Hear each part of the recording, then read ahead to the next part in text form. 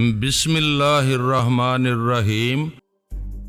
پارس کوئی ملک الموت نہیں ہے کہ ہر جگہ پہنچ جائے۔ بابا صاحب کے ادارے سے تعلق رکھنے والے پارس کے ہزاروں کارکن ہیں، کون کس شہر میں یا کس ملک میں کس علاقے میں ہے یہ کوئی نہیں جانتا۔ ان سب کے پاس غیر معمولی گولیوں اور فلائنگ کیپسولوں کو ضائع کرنے والی اور ٹیلی پیتھی سے محروم کرنے والی دوائیں ہوں گی۔ ہاں، یہ میں بول رہی تھی کہ وہ دوائیں صرف فرہاد اور اس کے بیٹوں کے پاس نہیں بلکہ پورے ادارے کے ٹیلی پیتھی جاننے والوں اور عام کارکنوں کے پاس بھی ہوں گی، اور وہ دنیا کے ہر حصے میں ہوں گے۔ جے رانگا نے کہا، اس دوا کی کوئی مخصوص نہیں ہے، ورنہ ٹیلی پیتھی جاننے والے اپنے اعلی کاروں کے ذریعے پہلے پہچانتے پھر اس علاقے میں جانے سے گریز کرتے۔ احمد آباد کے قریب ہی وہ مشہور تاریخی مندر ہے جہاں اپنے دور میں سب سے زیادہ دولت کا ذخیرہ کیا گیا تھا۔ اس سومناتھ کے مندر میں دیوی دیوتاؤں کے جتنے بت تھے، ان کے اندر بیش قیمت جواہرات بھرے ہوئے تھے۔ محمود غزنوی نے ان بتوں کو توڑ کر وہاں کی دولت حاصل کی تھی۔ ڈمی جے رانگا نے مندر کے سامنے کار روک کر کہا، تمہیں انتظار کی زحمت ہوگی، میں جلد ہی مندر میں بھگوان کے چرنوں کو چھو کر آ جاؤں گا۔ وہ کار سے نکل کر مندر میں گیا۔ بلی ڈونا بیٹھی کھڑکی کے باہر دیکھتی رہی۔ ہندوستان میں اتنی غربت ہے کہ ہر شہر اور قصبے میں بھیک مانگنے والے کافی تعداد میں نظر آتے ہیں۔ بلی کی کار کے قریب مانگنے والوں کی بھیڑ لگنے لگی۔ وہ سب کو حقارت سے دتکار رہی تھی۔ وہ جانتی تھی کہ ایک کو بھیک دینے سے سب ہی پیچھے پڑ جائیں گے، پھر سب کو دیتے رہنا ہوگا۔ اسی وقت ایک پاگل سا شخص پھٹے پرانے کپڑے پہنے ہوئے بکاریوں کی بھیڑ کو چیرتا ہوا آیا۔ اس کے ہاتھ میں پرفیوم کی ایک پرانی شیشی تھی، وہ اسے ایک ریوالور کی طرح پکڑے ہوئے تھا۔ وہ غصے سے بولا، اے میم صاحب، کیا ان غریب بھوکے بیچاروں کو بھگاتی ہے؟ کیا تیرے پاس پیسے نہیں ہیں؟ اگر انہیں دے گی تو میں بٹن دباؤں گا، پھر اس میں سے جو کچھ نکلے گا وہ تجھے بھی بکاری بنا دے گا۔ بلی ڈونا کو ایسا لگا جیسے وہ ٹیلی پیتھی سے محروم کرنے والی دوا اسپرے کرنے والا ہے۔ وہ ایک دم سے گھبرا کر پرس کھول کر کرنسی نوٹ نکال کر کھڑکی کے باہر پھینکنے لگی۔ وہ تمام بکاری ایک دوسرے پر گرتے ہوئے جیسے دولت لوٹنے لگے۔ بلی کے دل و دماغ میں خوف سمایا ہوا تھا کہ پرفیوم کی شیشی سے کوئی چیز اسپرے کرنے والا کہیں پارس کا کوئی اعلی کار نہ ہو۔ وہ روپے لوٹنے والوں کی مصروفیت سے فائدہ اٹھا کر اسٹیئرنگ سیٹ پر آئی، پھر ایک لمحہ بھی ضائع کیے بغیر کار اسٹارٹ کر کے ڈرائیو کرتی ہوئی رفتار بڑھاتی ہوئی دور سے دور چلی جانے کی کوشش کرنے لگی۔ اس نے خیال خوانی کے ذریعے ڈمی جے رانگا سے کہا، تم پوجا کرنے نہیں مجھے مصیبت میں ڈالنے گئے تھے؟ وہاں ایک پاگل شخص مجھ پر دوا اسپرے کرنے آیا تھا، معلوم کرو وہ کون ہے۔ میڈم، میں ابھی اسے دیکھتا ہوں۔ اگر وہ پارس کا اعلی کار ہوگا تو اس کا مطلب یہ ہوگا کہ وہ میرے بارے میں جان رہا ہے کہ میں کس علاقے میں ہوں۔ نہیں میڈم، وہ پارس کا اعلی کار نہیں ہو سکتا۔ اگر ہوتا تو صرف دھمکی نہ دیتا، آپ پر دوا اسپرے کر کے آپ کی ٹیلی پیتھی سے محروم کر دیتا۔ تم پارس کی مکاری کو نہیں سمجھتے ہو۔ اس نے میرے بارے میں معلومات کا کوئی دوسرا ذریعہ بنایا ہوگا تو مجھے ٹیلی پیتھی سے محروم نہیں کرے گا۔ مجھ سے آئندہ کوئی کام نکالنے کے لیے میرے اس علم کو محفوظ رکھے گا۔ آپ کتنی دور جا چکی ہیں؟ میں آپ سے کہاں آ کر مل سکوں گا؟ احمد آباد آؤ، میں تمہیں بتاؤں گی کہ کہاں ملاقات ہو سکتی ہے۔ وہ تیز رفتاری سے ڈرائیو کرتی ہوئی احمد آباد پہنچ گئی۔ وہاں ایک مہنگے ہوٹل میں اپنے لیے ایک کمرہ لیا، پھر وہاں اطمینان سے بیٹھ کر موجودہ حالات پر غور کرنے لگی۔ ان لمحات میں پارس دماغ پر چھایا ہوا تھا، کیونکہ وہ دوسری بار پورس کو دعاؤں کے سلسلے میں نقصان پہنچا چکا تھا۔ اگرچہ یہ ابھی تصدیق نہیں ہوئی تھی کہ دوسری بار پورس کو کس نے نقصان پہنچایا ہے، تاہم یہی گمان تھا کہ جس نے بھی ایسا کیا ہے اس کے پیچھے پارس کا ہاتھ ضرور ہوگا۔ پھر بھی وہ دوا پارس کے ہاتھوں میں تھی، اس لیے وہ پارس سے زیادہ سہمی ہوئی تھی۔ اس نے تھوڑی دیر بعد ڈمی جے رانگا سے خیال خوانی کے ذریعے پوچھا، کیا تم نے معلوم کیا کہ کون مجھ پر دوا اسپرے کرنے کی دھمکی دے رہا تھا؟ میڈم، وہاں ایسا کوئی شخص نہیں تھا۔ آپ کے بیان کے مطابق اس کے ہاتھ میں ایک پرانی پرفیوم کی شیشی تھی۔ ایسی شیشی میں نے ایک ایسے آدمی کے ہاتھ میں دیکھی ہے جو اب نارمل ہے، پھٹے پرانے کپڑے پہنے ہوئے تھا۔ مجھے ایک آٹو رکشا کی آواز سنائی دے رہی ہے۔ میں ایک رکشے میں احمد آباد آ رہا ہوں، آپ بتائیں مجھے کہاں پہنچنا ہے؟ تم ایسا کرو کہ سیدھے۔ وہ کہتے کہتے رک گئی۔ اچانک ہی خیال خوانی کے پار ٹوٹ گئے، پرواز ختم ہو گئی۔ وہ دماغی طور پر ہوٹل کے کمرے میں حاضر ہو کر حیرانی سے سوچنے لگی، یہ کیا ہو گیا؟ اس نے پھر ڈمی جے رانگا کی آواز اور لہجے کو گرفت میں لے کر خیال خوانی کی پرواز آواز کی کوشش کی مگر نہ کر سکی۔ اس کا منہ حیرت سے کھلا رہ گیا، اسے یقین نہیں آ رہا تھا کہ وہ ٹیلی پیتھی سے اچانک محروم ہو گئی ہے، لیکن یقین تو کرنا ہی تھا۔ اس کے ساتھ ایسا دوسری بار ہو رہا تھا۔ وہ سمجھتی تھی کہ ٹیلی پیتھی جیسے علم سے محرومی کیسی ہوتی ہے۔ پارس یا بابا صاحب کے ادارے کا کوئی فرد یہ نہیں جانتا تھا کہ بلی ڈونا احمدہ آباد میں ہوگی۔ کسی نے جان بوجھ کر ایسا نہیں کیا تھا۔ میں نے بابا صاحب کے ادارے کے کارکنوں کو ہدایت دی تھی کہ وہ جنوبی مغربی ہندوستان کے چھوٹے بڑے شہروں کے مختلف حصوں میں دوا اسپرے کریں، اور انہوں نے میری ہدایت پر عمل کیا تھا۔ یہ میں بھی نہیں جانتا تھا کہ ان تمام علاقوں میں بلی ڈونا کے علاوہ اور کتنے ٹیلی پیتھی جاننے والوں کی شامت آئی ہوگی۔ اس کا نام نندا رانی تھا، صاحب اسے رانی کہتے تھے۔ پیدائشی طور پر اس نے شہزادیوں جیسا حسن پایا تھا۔ بچپن میں حسن کا اتنا چرچا نہیں ہوتا جتنا جوانی میں ہوتا ہے۔ وہ جوان ہونے لگی تو اس کے حسن کی خوشبو تک پھیلنے لگی۔ جاگیرداروں کا دستور ہے کہ وہ اپنی زمین کے اناج کا حصہ پہلے لیتے ہیں اور اپنے باغ کا پھل پہلے کھاتے ہیں۔ جاگیردار دیوان سنگھ کو پتا چلا کہ اس کی جاگیر کے آخری سرے میں جس چوکیدار کی جھونپڑی ہے وہاں ایک میٹھا رس بھرا پھل پکنے کو آ رہا ہے، تو اس نے شکار کا پروگرام بنایا۔ دور تک پھیلی ہوئی جاگیر شکار کھیلتے ہوئے تھکن محسوس نہیں ہوتی، مزہ آتا ہے، ایک طرح کا شغل ہو جاتا ہے۔ دوسرے جاگیردار جگادر تک بھی نندا رانی کے حسن کا چرچا ہوا تو وہ بھی اسے دیکھنے اور پانے کے لیے مچل گیا۔ دونوں جاگیرداروں کی زمینیں جہاں ملتی تھیں ٹھیک وہاں پر دو جھونپڑیاں تھیں۔ ایک جھونپڑی میں نندا رانی کا باپ رامو تھا جو جاگیردار دیوان سنگھ کا ملازم تھا۔ دوسری جھونپڑی نندو رانی کا چچا راجن تھا، وہ جاگیردار جگادر کا ملازم تھا۔ راجن کی کوئی اولاد نہیں تھی، اس لیے چچا اور چچی نندا رانی کو اپنی اولاد کی طرح چاہتے تھے۔ رامو اور راجن دونوں بھائیوں کو جب معلوم ہوا کہ دونوں جاگیردار شکار کھیلنے آ رہے ہیں تو انہوں نے رانی کو تاکید کی کہ ان بڑے لوگوں کے سامنے نہ آئے، ان جاگیرداروں کی موجودگی میں جھونپڑی سے باہر نہ نکلے۔ اس معصوم سی لڑکی نے یہی کیا، جھونپڑی کے اندر چھپی رہی۔ جگادر نے اپنے ملازم راجن سے پوچھا، تیری بھتیجی کہاں ہے؟ اس کے حسن کا بڑا چرچا سنا ہے۔ راجن نے کہا، حضور بہت شرمیلی ہے، کسی کے سامنے نہیں آتی ہے۔ دیوان سنگھ نے کہا، بہت اچھا کرتی ہے، سب کے سامنے آنے سے نظر لگ جاتی ہے، لیکن جسے ہم نظر لگا دیتے ہیں سونے میں تول دیتے ہیں۔ جگادر نے کہا، اسے باہر لے آ، ہم دیکھنا چاہتے ہیں۔ ان کی کیا مجال تھی کہ اپنے مالکان کے حکم سے انکار کرتے۔ دونوں بھائیوں نے نندا رانی کو باہر آنے کے لیے کہا۔ جب وہ آئی تو دونوں جاگیردار اسے دیکھتے ہی رہ گئے۔ تھوڑی دیر تک کچھ کہنا سننا بھول گئے۔ رانی کے انگ انگ میں روپ رنگ میں ایسی کشش تھی کہ وہ دنیا کو بھول کر اس کو دیکھتے ہی رہ گئے تھے۔ پھر دیوان سنگھ نے اپنے گھوڑے کو ایڑ لگائی، اسے ذرا دور لے گیا، وہاں رامو کو بلا کر پوچھا، کبھی 1000 روپے ہاتھ میں لے کر دیکھے ہیں؟ حضور ہمارے نصیب ایسے کہاں ہیں، ہم تو ٹھیک سے نوٹ کی گنتی بھی نہیں جانتے۔ میں تجھے 1000 روپے دوں گا، سمجھ گیا نا؟ دوسری طرف جگادر نے کہا، وہ تو تیری بھتیجی ہے، تیرے گھر سے کچھ نہیں جائے گا، کسی کو خبر بھی نہیں ہوگی، میں تجھے 2000 روپے دوں گا۔ حضور ہم آپ کا دیا ہوا 3 وقت کھاتے ہیں اور آپ کا دیا ہوا پہنتے ہیں، ہم روپے لے کر کیا کریں گے؟ ہمارے پاس ایک عزت ہی ہے، اسے ہمارے پاس ہی رہنے دیں۔ دوسری طرف دیوان سنگھ نے رامو سے کہا، کتے کے بچے کیا ہے تیری عزت؟ اپنے مالک کے سامنے دم ہلانے والے نوکر کتے ہی ہوتے ہیں، وہ صرف 2 راتیں شکارگاہ میں رہے گی، پھر یہاں پہنچا دی جائے گی۔ حضور ہم ساری زندگی جان دیتے ہیں، عزت نہیں دیں گے، آپ حکم دیں گے تو یہ جگہ چھوڑ کر چلے جائیں گے۔ دیوان سنگھ نے اسے گھرا کر دیکھا، پھر کہا، تو کہیں نہیں جائے گا، جائے گا تو کتے بلی کی طرح گھر والوں کے ساتھ مارا جائے گا۔ وہ انہیں دھمکیاں دے کر وہاں سے جانے لگے۔ ذرا آگے جا کر دیوان سنگھ نے کہا، بھگوان نے ہماری دنیا میں کیسا کیسا حسن پیدا کیا ہے، میں نے زندگی میں بڑی حسین عورتیں دیکھی ہیں لیکن ایسی سندر چھوکری پہلی بار دیکھی ہے۔ جگادر نے کہا، میں تو دیکھتے ہی مر مٹا ہوں، یہ پہلے میری شکارگاہ میں آئے گی۔ دیوان سنگھ نے کہا، وہ میری جاگیر میں رہتی ہے، پہلے میں اسے حاصل کروں گا۔ تم بھول رہے ہو، اس کی جھونپڑی اس جگہ ہے جہاں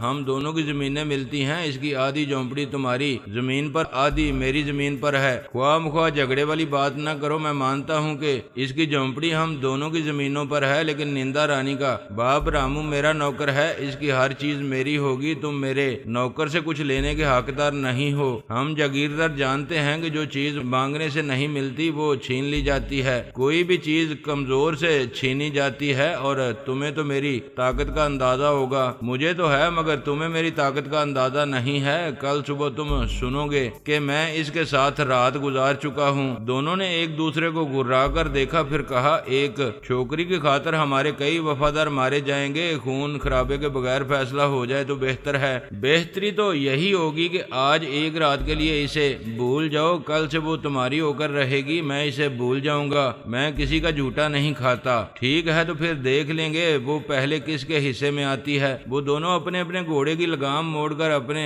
وفاداروں کے ساتھ اپنی اپنی حویلی کی طرف جانے لگے۔ رامو راجن اور ان دونوں کی بیویاں پریشانی سے سوچ رہے تھے اب کیا ہونے والا ہے۔ وہ دونوں جاگیردار رانی کو نہیں چھوڑیں گے۔ رانی ایک چارپائی پر سہمی بیٹھی ہوئی تھی، وہ بچپن سے دیکھتی اور سنتی آ رہی تھی کہ یہ جاگیردار کیسے درندے ہوتے ہیں، اس کی تو بوٹیاں نوچ ڈالیں گے۔ رامو نے کہا سمجھ میں نہیں آتا ہم اپنی معصوم بچی کی عزت کیسے بچائیں، دنیا بہت بڑی ہے لیکن ہماری پاس بیٹی کو چھپانے کی جگہ نہیں ہے۔ اس کی بیوی نے کہا ہم جہاں جائیں گے اس کے کارندے ہمیں پکڑ کر لے آئیں گے۔ راجن نے کہا اپنی بھتیجی کو بچانے کے یہی ایک راستہ ہے، جب پکڑے جائیں گے تو دیکھا جائے گا، آج اندھیرا ہوتے ہی بھگوان کا نام لے کر یہاں سے بھاگ چلو۔ چوری ڈکیٹی یا کوئی سا جرم ہو یا گناہ ہو اکثر اندھیرے میں ہوتا ہے، اور عزت بچانے کے لیے اندھیرے میں خود کو کہیں چھپایا بھی جا سکتا ہے۔ وہ غریب بیچارے کسی سے مدد نہیں مانگ سکتے تھے، جاگیرداروں کے خوف سے کوئی انہیں پناہ نہ دیتا۔ انہوں نے ضروری سامان کی 2 گٹھڑیاں باندھی، پھر تاریکی پھیلتے ہی گھر سے نکل گئے۔ اگرچہ دونوں جاگیرداروں کی زمینیں میلوں دور تک پھیلی ہوئی تھیں، پھر بھی